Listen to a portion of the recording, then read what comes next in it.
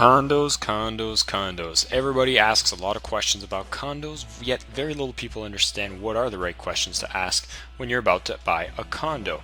So here's our 5 to 10 minute video on what questions you should ask, as well as how you find the answers and who do you contact. The first stop that you should make when you're analyzing a condo is condosearch.com.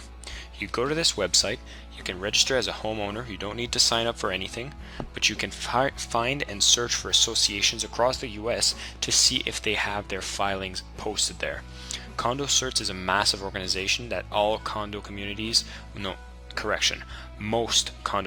post all their information there. So it's the easiest first stop to make. Some of the frequently asked questions can be obtained for free.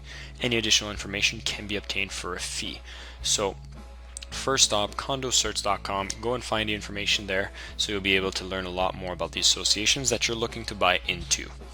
Number 2, you need to go out there, call the association and ask them questions, because especially if you're in a distressed market, the real estate agents won't do that for you, and the sellers, most of them will not do that for you. But you need to call them and ask questions.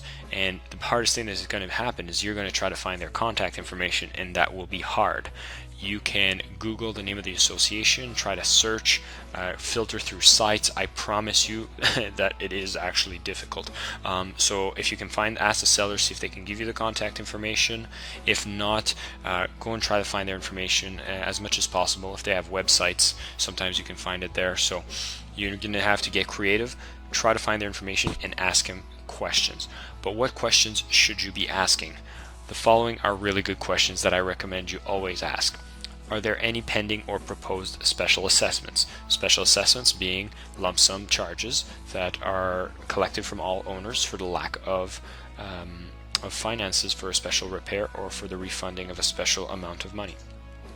What's the history of the rates? Are they going up? Are they going down? Try to get as much information on that as possible.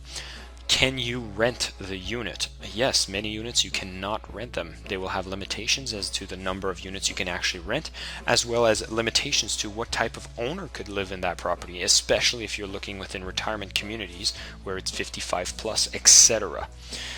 Can you sell the unit? Sometimes there could be restrictions on the resale of certain units, so do make sure to have an answer to that.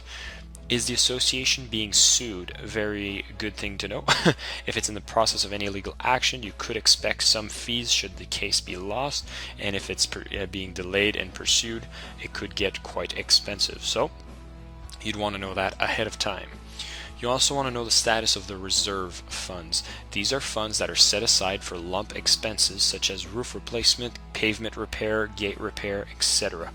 So you want to find out if they're currently full, and you want to find out if they're currently being funded. Sometimes they're not being funded because they're currently full.